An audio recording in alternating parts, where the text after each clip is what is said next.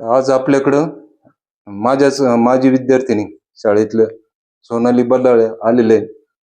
आपण त्यांना बऱ्याच दिवसापासून आग्रह करत होतो, पण ट्रेनिंग वगैरे चालू होतं, त्याच्यामुळे वेळ मिळत नाही. आता योगायोगाने काल सहज मी फोन लावला, कुठे आहे म्हणून पप्पांना, तुझ्या वडिलांना. ते म्हणे आहे आलेले. मी विचारून सांगतो. मग संध्याकाळी त्यांनी येस म्हणून सांगितलं.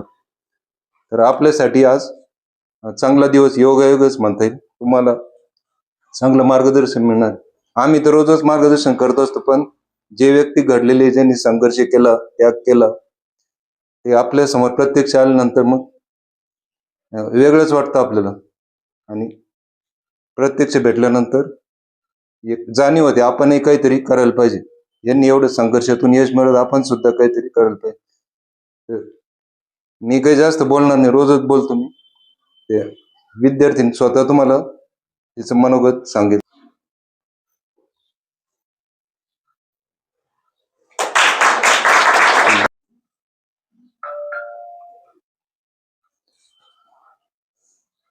तर सर्वप्रथम मी सरांचे खूप खूप धन्यवाद करते. आणि तुम्हा सर्वांचा पण मला म्हणजे अभिमान वाटतोय की तुम्हाला ऐकून म्हणजे तुम्हाला काहीतरी नवीन ऐकून घ्यायची इच्छा आहे किंवा म्हणजे जाणीव करून घ्यायची तुमच्यात इच्छा आहे. तर खूप आवडलं मला. तर म्हणजे जेव्हा 8व्या वर्गात आले मी, तर मला पवार सर हे शिक्षक लाभले. तर म्हणजे तोपर्यंत काही आयडिया नव्हती काय करायचंय काय नाही. फक्त 7वी ला असताना एक पाठ होता आम्हाला की सुनंदा जिल्हाधिकारी होते म्हणून. तिथून कुठेतरी वाटलं होतं की अशा काहीतरी स्पर्धा परीक्षा असतात बाबा आणि ते आपल्याला द्यायचे आणि त्यातून आपल्याला यश मिळवायचंय. तर 7वी ला असताना फक्त एवढंच ठरवलं होतं. त्याच्यानंतर ती परीक्षा काय असते, कोणाकडून घेण्यात येते किंवा काय असायची काहीच आयडिया मला नव्हती. त्यानंतर मग जेव्हा 8वीत आले, तर एकदा सरांनी असंच विचारलं होतं. सरांनी जसं सांगितलं होतं की सर नेहमी विचारायचे क्लासमध्ये आल्यानंतर की कुणाला काय व्हायचंय, कुणाचं काय स्वप्न आहे. तर सरांनी असंच एकदा विचारलं की की तुमचं स्वप्न काय काय. तर सगळे सांगू लागले. तर मला एवढं काही माहित नव्हतं, फक्त स्पर्धा परीक्षा एकच शब्द माहित होता मला. तर मी सरांना म्हणलं की मला 12वी नंतर स्पर्धा परीक्षा द्यायची. तर सरांना माहित होतं की 12वी नंतर देता येत नाही एक्झाम. तर सर मला म्हणले की 12वी नंतर देता येत नसेल तर आपलं ग्रॅज्युएशन कम्प्लीट लागतं त्या एक्झामसाठी. तर मग सरांना कुठेतरी वाटलं की ह्या विद्यार्थीला गरज आहे बाबा ह्या स्पर्धा परीक्षा काय असतात त्याची म्हणजे माहिती पूर्ण देण्याची. तर त्यानंतर सरांनी कंटिन्यू सांगत राहिले की एमपीएससी काय असते, म्हणजे एक आयोग असतो बाबा, त्याच्याकडून दरवर्षी एक्झाम कंडक्ट केली जाते आणि एक्झाम घेतली जाते आणि त्याच्या through class 1, class 2, gazetted, non gazetted पोस्टसाठी कॅन्डिडेट निवडले जातात आणि प्रशासनात काम करण्याची आपल्याला संधी भेटते. तर तेव्हापासून मला सरांनी थोडी थोडी थोडी थोडी माहिती माझ्याकडे जमा होत गेली आणि 10वी पर्यंत येईपर्यंत माझं म्हणजे ड्रीम ठरलेलंच होतं. म्हणजे कम्प्लीट ठरवलं होतं की मला माझ्या आयुष्यात दुसरं काही नाही तर मला स्पर्धा परीक्षा द्यायची आणि त्याच्यातूनच मला यश मिळवायचंय. तर यासाठी मी सरांचे खूप खूप धन्यवाद करते. जर सरांनी मला त्या स्पर्धा परीक्षा काय असतात किंवा नेमकं आपल्याला जायचं कसं आहे किंवा कुठपर्यंत आपल्याला म्हणजे काय आपला मार्ग असणार आहे हे जर सांगितलं नसतं, तर कदाचित मी आज कुठेतरी वेगळ्या फील्डमध्ये असते आणि मला ह्या प्रशासनात यायची संधी नसती मिळाली. तर सर्वांच्या यासाठी मी सरांचे खूप धन्यवाद करते. त्यानंतर प्रवास कसा राहिला तर 12वी पर्यंत माझं म्हणजे देवगावला माझं 11वी-12वी झालंय. 10वी पर्यंत मी माझ्या गावातच शिकले. तर असं कुणाला वाटत असेल की नाही बाबा आपण मोठ्या सिटीत राहून किंवा मोठ्या शाळेत शिकूनच आपले स्वप्न पूर्ण करू शकतो किंवा मोठ्या पदावर जाऊ शकतो. तर तसं काही नाहीये. म्हणजे हा न्यूनगंड जर असेल कुणात की आपण छोट्या शाळेत आहे बाबा किंवा मराठी मीडियम मधून शिकतोय, तर असं न्यूनगंड प्लीज कोणीच बाळगू नका. तसं काही नसतं. म्हणजे आपलं मीडियम किंवा आपली शाळा आपलं ठरवत नाही की आपण कुठपर्यंत जाणार आहे. फक्त तुमची काय तुम्ही किती म्हणजे तुमच्या ड्रीम प्रती तुम्ही किती पॅशनेट आहात हे महत्वाचं आहे. तर त्याच्यानंतर 11वी-12वी माझं देवगोला झालं आणि त्याच्यानंतर मग पप्पाला म्हटलं म्हणजे आधीच ठरलेलं होतं की नाही बाबा शिकायचं तर आहेच. पण मग कसं करायचं काय तर मग पप्पासोबत चर्चा वगैरे झाली घरी सगळ्यांसोबत. तर पप्पांनी मला म्हणजे कधीच नाही म्हटले नाहीत. जर मी म्हटलं असेल की पप्पा आजच हे पुस्तक लागतंय मला, तर पप्पांनी मला संध्याकाळपर्यंत माझ्या हातात आणून ठेवलं असेल ते. तर त्यासाठी मी माझ्या वडिलांचे खूप खूप धन्यवाद करते. तर म्हणजे कसं असतं की आपले पालक आपल्यासाठी सगळं काही करायला तयार असतात. पण तुमच्याकडून ते म्हणजे त्या जे वेव असतात त्या ते त्यांच्यापर्यंत पोहोचल्या पाहिजे की तुम्हाला किती करायची इच्छा आहे. तुम्ही किती तुमच्या स्वप्नाप्रती किती तुम्ही निष्ठा ठेवता हे महत्वाचं आहे. तर मग जायचं ठरलं आणि संभाजीनगर सारख्या मी देवगिरी कॉलेजला नंतर ऍडमिशन घेतलं. ग्रॅज्युएशन कंप्लीट केलं तिथंच आणि मध्येच काय झालं की असा प्लॅन होता की फर्स्ट इयर कंप्लीट करायचं, सेकंड इयरला क्लास लावायचे, सेकंड इयरमध्ये पूर्ण क्लास संपवायचे आणि थर्ड इयर पासून मी माझं सेल्फ स्टडी करणार. आणि ग्रॅज्युएशन जसं कंप्लीट होईल तसं मी माझं फर्स्ट अटेम्प्ट देईल आणि मी ठरवलंच होतं की माझं फर्स्ट अटेम्प्ट मध्ये माझं झालं पाहिजे. पण नेमकं असं झालं की फर्स्ट इयरला असताना 6 महिने गेले फर्स्ट इयरचे आणि लगेच कोरोना आला. त्याच्यामुळे लॉकडाऊन वगैरे लागलं. तर माझं दीड पावणे 2 वर्ष मी घरीच घालवलेली आणि तेव्हा मला स्पर्धा परीक्षेची अजून पण एवढी माहिती नव्हती. म्हणजे काय अभ्यास करायचा आहे नेमका. तर त्यामुळे माझा तेव्हा पण अभ्यास झाला नाही. मग जेव्हा लॉकडाऊन वगैरे संपलं तर परत निर्णय घेतला की आता परत एकदा सुरुवात करायची, जायचं. गेल्यानंतर क्लास वगैरे लावले. सगळी दिशा भेटली मला. त्याच्यानंतर अभ्यास स्टार्ट केला. सगळं व्यवस्थित झालं आणि त्याच्यानंतर अभ्यास पण छान केला होता. पण जो फर्स्ट अटेम्प्ट होता माझा राज्यसेवेचा त्याला मला स्कोर कमी आला होता आणि कळालं लगेच की ह्या एक्झाममध्ये तर नाही होणार. कारण तेवढा स्कोर नव्हता मला. कट ऑफ वगैरे चेक केले मागचे तर नाही होऊ शकत असं कळालं. पप्पासोबत बोलले की "पप्पा ह्या एक्झाममध्ये तर नाही होऊ शकत म्हणून कारण स्कोर कमी आलाय." आणि लगेच जी आत्ताची माझी निघालेली जी पी-एस-आयची पोस्ट आहे ही एक्झाम होती एकाच महिन्यानंतर. तर पप्पाला माहित होतं की आता लगेच एका महिन्यानंतर एक्झाम आहे. तर पप्पांनी तसं सांगितलं की "जाऊ दे आता हे झालंय. त्याचं जास्त काही विचार करत बसू नको. जे आहे तुझ्याकडे आता नेक्स्ट एक्झाम आहे आणखी फोकस करायला. तर त्याच्यातून 3 पोस्टसाठी आपल्याला करता येतं म्हणजे पी-एस-आय, एस-टी आणि एस-ओसाठी." तर म्हणले आता 1 महिना आहे, तर तू 1 महिना इकडं कर बाबा चांगला अभ्यास. तर मग मी पण तसंच ठरवलं की हां, पप्पा म्हणताय तर आपण 1 महिना याला चांगलं फोकस करून देऊ ही एक्झाम. तर एक्झाम दिली, अँसर की वगैरे आली फर्स्ट अँसर की. तर त्या अँसर कीनुसार छान मार्क्स होते. मग त्याच्यानंतर मग प्रीचं तर झालं. मग मेन्सचा वगैरे छान अभ्यास केला. मेन्सला पण असं झालं होतं की आमच्या याच्यावर म्हणजे प्रोसेस खूप लेंदी असते. म्हणजे आपण विचार पण करू शकत नाही कारण आमची जी ॲड होती आता मी जी पास झाली एक्झाम तर ती आहे 2022 ची. तर आता 2024 एंड होतंय. तरी आम्ही आणखीन ट्रेनिंगला गेलेलो नाही इथे. म्हणजे ट्रेनिंग होऊन बाहेर पडेपर्यंत आणखीन 1.5 वर्ष आमचं जाणार आहे. म्हणजे प्रोसेस खूप लंबी आहे. तुम्हाला तिथपर्यंत टिकावं लागतं. तुमची मानसिकता तिथपर्यंत तुम्हाला टिकून ठेवावं लागते, की हां, वेळ लागणार आहे. होतंय पण वेळ लागतोय बस. त्यानंतर मग मेन्स वगैरे व्यवस्थित केली. ग्राउंडच्या टप्प्यावर पण मला खूप जास्त त्रास सहन करावा लागला. कारण एकदम फील्ड चेंज झाल्यासारखं होतं माझं. कारण चेअरवर बसून, फॅन खाली बसून दिवसभर अभ्यास करण्याला खूप जास्त काही कष्ट लागत नाही, मला तरी वाटतं. म्हणजे 12, 13, 14, 15 तास अभ्यास करायला काहीच वाटत नाही. पण जेव्हा तुम्ही तुमची फील्ड चेंज होऊन तुम्ही डायरेक्ट सकाळ संध्याकाळ ग्राउंडवर पळताय, तर ती खूप डेंजर कंडिशन होती माझ्यासाठी. कारण मला म्हणजे शेतात काम करायची वगैरे 12वी पर्यंत होती सवय. पण एवढं पण नाही की कारण ते फील्ड खूप वेगळं आहे. कारण तुम्हाला ते टाईमच्या आत तुम्हाला कव्हर करणं असतं सगळ्या गोष्टी. त्यामुळे तिथं मला थोडंसं माझ्यासाठी चॅलेंज होतं. पण मला जे कोच वगैरे लाभले आणि ज्या मैत्रिणी लाभल्या ग्राउंडवरच्या त्या पण खूप छान ग्रुप वगैरे होता. त्याच्यामुळे नेहमी पॉझिटिव्ह राहिली आणि ग्राउंडची तयारी ठेवली.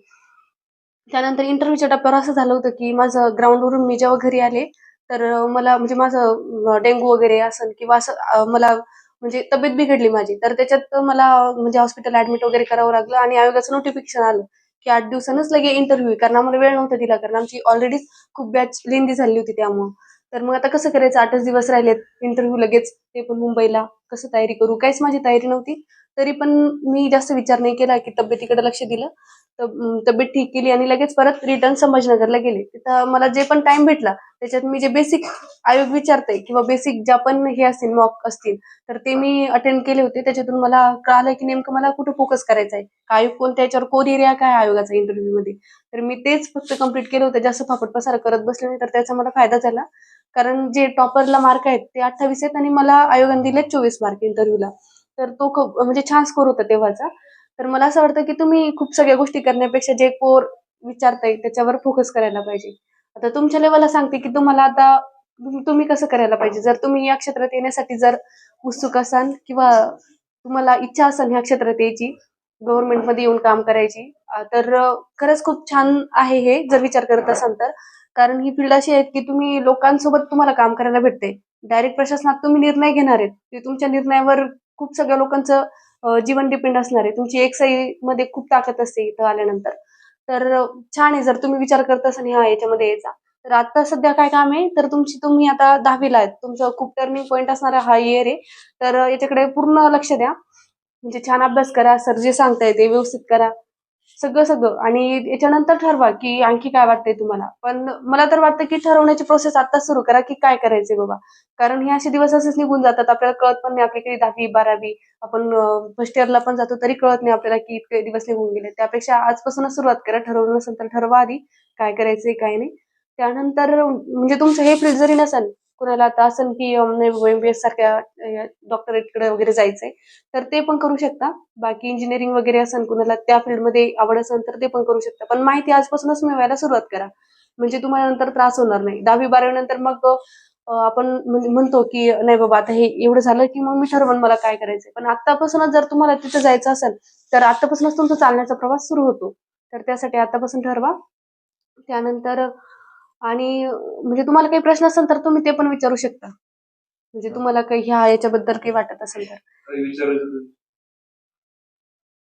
आणि हा मला इथं सरांचे खूप खूप मला कौतुक वाटतंय, कारण रिटायरमेंट नंतर सुद्धा म्हणजे एखाद्या माणसाला घरी निवांत बसण्यापेक्षा परत लेकरांना शिकवण्याची इच्छा असणं ही खूप मोठी गोष्ट आहे. कारण एवढे दिवस सर्व्हिस देऊन सुद्धा सरांना आता पण शिकवण्याची इच्छा आहे. म्हणजे हे माझ्यासाठी तर सरांचं कधी पण प्रेरणादायी ठरणार आहे. कारण कुठंच थांबायचं नाही. हा सरांचा गुण आहे. तर मी सरांना म्हणजे सरांचं खूप खूप मला कौतुक वाटतं या गोष्टीबद्दल. तर तुम्ही पण ते लक्षात ठेवा, की काही झालं तरी थांबायचं नाही कुठं. शिकण्याची प्रोसेस तर कधीच थांबवायची नाही. आपण कुठं असो, काही असो. म्हणजे आता बघ बेसिक काय करू शकते, की जे पण आपले अभ्यासक्रमाचे जे पुस्तक आहे, तेच व्यवस्थित करायचे. कारण जी आपली फील्ड आहे, तर त्यामध्ये जे सामाजिक शास्त्रातले जे विषय असतात, इतिहास, भूगोल झालं, अर्थशास्त्र झालं, तर त्यावरच खूप जास्त म्हणजे 75% सिलेबस तोच आहे आपल्याला. तर ते चांगले विषय करून ठेवू शकतीस. मला तरी वाटतं आता सध्या तरी तुझं जे इयर आहे आता हे 10वीचं, याच्यावर जास्त फोकस कर. त्यानंतर मग बेसिक तुला जसा वेळ भेटेल तसा बेसिक बेसिक कंप्लीट करत जा. म्हणजे मी जेव्हा स्टार्ट करायच्या आधी 11वी-12वीला म्हणजे मी मी 11वीचं पूर्ण वर्ष युट्यूबवरचे सगळे जे मला आधी झालेले जे पण स्टुडंट ज्यांचे जेवढे पण लेक्चर भेटले तेवढे मी सगळे बघितले होते. म्हणजे फर्स्ट इयरला असताना पण जे 5 महिने मी म्हणले की मी होती तिथं, तर मी 5 महिने हेच कार्यक्रम माझा होता, की प्रत्येक युट्यूबवर जाऊन प्रत्येक इयरचे जे टॉपर असतील किंवा जे पण सिलेक्ट झालेले लोक असतील, ज्यांचे पण स्पीच मला भेटले ते मी तेव्हा बघितले होते. कारण एक गायडन्स भेटते की टॉपर लोक काय करू लागले किंवा सक्सेस झाले लोक काय करू लागले. तर ते करू शकतात सध्या आपल्याला मोठं व्हायचंय. तर आतापासून त्या बाबतीत घरच्यांसोबत बोलायचं की असं करायचंय, तसं करायचंय. कारण तुम्ही जर तुमच्या वैयक्तिक स्तरावरच ठेवलं ते, तर घरच्यांना काय वाटतं की नाही बाबा यांची काही शिकायची वगैरे इच्छा नाही. तर ते निर्माण करा घरच्यांमध्ये पण तसं वातावरण क्रिएट करा. म्हणजे तुम्ही शब्द टाकल्याबरोबर तुमच्या घरच्यांनी पण म्हणलं पाहिजे की हा बाबा तुला जे करायचं ते कर. म्हणजे ते वातावरण तयार करणं आता तुमचं काम आहे आतापासूनच. विचारायचे थोडं थोडं की बाबा पप्पा हे ग्राउंड मध्ये असं आहे, रनिंगला असं आहे, दम लागतो, पाय दुखतात, कसं करायचं. मी त्याला सांगायचं पहिलं वॉर्मअप व्हायचं, ग्राउंडवर जायचं पहिलेच वॉर्मअप व्हायचं, म्हणजे आपलं शरीर गरम करायचं. म्हणजे आपण ज्यावेळेस पळायला लागू त्यावेळेस आपल्याला जास्त तकलीफ होणार नाही. आणि सराव खूप ठेवायचा, म्हणजे ऐन वेळेस ज्यावेळेस आपल्याला 400 मीटर पळायचं असेल किंवा 800 मीटर जर पळायचं असेल तर त्यावेळेस आपलं काहीच वाटणार नाही, पुढे पाहायचं नाही, काहीच विचार करायचा नाही. फक्त एक आणि एक आपण स्टार्ट पॉईंट पासून फिनिश पॉईंट कधी खतम केला आपल्याला माहिती नाही पडलं पाहिजे. आणि तसंच तिनं केलं होतं तेव्हा तिला सक्सेस भेटलं. आज तिला सक्सेस भेटलं, तिला जेवढा आनंद होतो त्याच्यात दुप्पट आनंद मला झालेला आहे. कारण तिनं माझ्या विश्वासाचं सोनं केलं आणि माझी त्यामुळे शिर म्हणजे उंच उठलं. गावाचं नाव आहे, गावाचं नाव रोशन झालं, माझ्या तालुक्याचं नाव रोशन झालं कुटुंबाचं, आणि शाळेतले. कुटुंबाचं तर झालंच. म्हणजे तिचा तो एकटीचा विजय नाही, आमच्या सर्वांचा विजय, आपल्या सर्वांचा विजय. आणि त्याच्यात सगळ्यात महत्वाचं म्हणजे सरांचं योगदान सगळ्यात जास्त. सगळ्यांचं कारण तुमचं कमी आहे. सुरुवातीला त्यांचं मार्गदर्शन घडलं त्याच्यामुळे ती घडली आज. फिटनेस साठी काय केलं पाहिजे यांनी ह्या वयापासून? फिटनेस व्यवस्थित राहावं पुढे चालून. फिटनेस तर खूप गरजेचं आहे या फील्ड मध्ये. हो. त्यासाठी काय केलं तुम्ही? काय करावं यांनी ते? म्हणजे मी तर म्हणजे डायरेक्ट जेव्हा मला कळालं की मी ग्राउंडसाठी मी पात्र ठरले, त्यानंतरच मी ग्राउंडला म्हणजे ग्राउंडची तयारी सुरू केली होती. तर त्याचा म्हणजे मला त्याचं जास्त हे करावं लागलं, कारण सवय नव्हती ग्राउंडची वगैरे.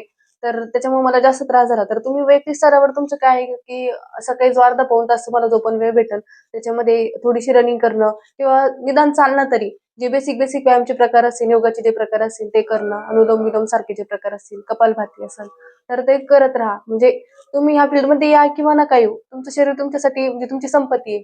तर तिला जपणं आपलं काम आहे.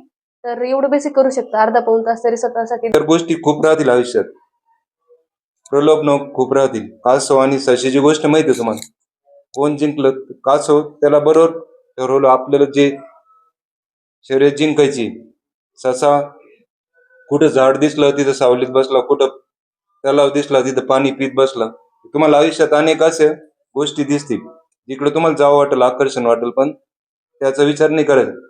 तुम्ही जे टीव्हीवर पाहता, मालिकेमध्ये पाहता, तुम्हाला वाटतं आपण तसंच वागलं पाहिजे, तशी फॅशन केली पाहिजे, तसं वागलं पाहिजे, पण त्याच्यात काही अर्थ नाही. आयुष्यात ते सगळं मिळणार तुम्हाला, पण कधी तुम्ही स्वतःच्या पायावर उभं राहिल्यानंतर, काहीतरी स्टँड झाल्यानंतर, यश मिळाल्यानंतर. अनेक फील्ड चांगले चांगले आहे, तुम्ही प्रयत्न करा. सांगितलं ना, हा 10वीचं वर्ष म्हणजे तुमचं टर्निंग पॉइंट आहे, खूप महत्वाचं आहे 10वीचं वर्ष. जरी यावर्षी कमी मार्क मिळाले, एवढे अपेक्षा येतील, नाही तरी 11वी पासून तुम्ही तयारी करू शकता. तर आपल्याला वेळ दिल्याबद्दल दोघांचे आपल्या क्लासतर्फे आभार. आजचा दिवस खरंच खूप छान आहे, कारण सकाळी सकाळी इतकी छान व्यक्ती आज आपल्याला सगळ्यांना भेटली. त्यांचं मोलाचं मार्गदर्शन आपल्याला लाभलं. त्यांनी खूप छान मार्गदर्शन केलं, पुढं काय करायचं हे सुद्धा सांगितलं. आणि म्हणजे त्यांचं बोलणं खूप छान आहे, मला खूप आवडलं त्यांचं बोलणं खरंच. आणि त्यांनी ज्या काही गोष्टी सांगितल्या त्या खरं खूप महत्वाच्या आहे आपल्या आयुष्यात, कारण आपलं स्वप्न हे खूप महत्वाचं असतं, कारण त्याच्यावरच आपलं पुढचं आयुष्य टिकलेलं असतं. आपले आई वडील आपल्यासाठी जे काही करतात ते खूप महत्वाची गोष्ट असते. त्यासाठी त्यांनी पण आपल्यावर विश्वास ठेवावा, यासाठी आपल्याला त्या विश्वासासाठी पात्र व्हावं लागतं. आणि ती गोष्ट आज मला मॅम खूप छानपणे समजली. त्यांचा इतका अमूल्य वेळ काढून इथे आल्या, त्यांनी आपल्याला मार्गदर्शन केलं, म्हणून त्यांचे मी आभार मानते. सरांनी सुद्धा आपल्याला इतकी महत्वाच्या व्यक्तीची भेट घडवून दिली, त्याबद्दल मी त्यांचे पण आभार मानते. आणि तुम्ही सगळ्यांनी पण खूप छान असं आम्हाला सहकार्य केलं. आपण सगळ्यांनी त्यांचं बोलणं पण ऐकलं, त्याबद्दल पण खरंच तुमचं पण आभार मानते. आणि खरंच तुम्हाला भेटून आज खूप छान वाटलं. धन्यवाद.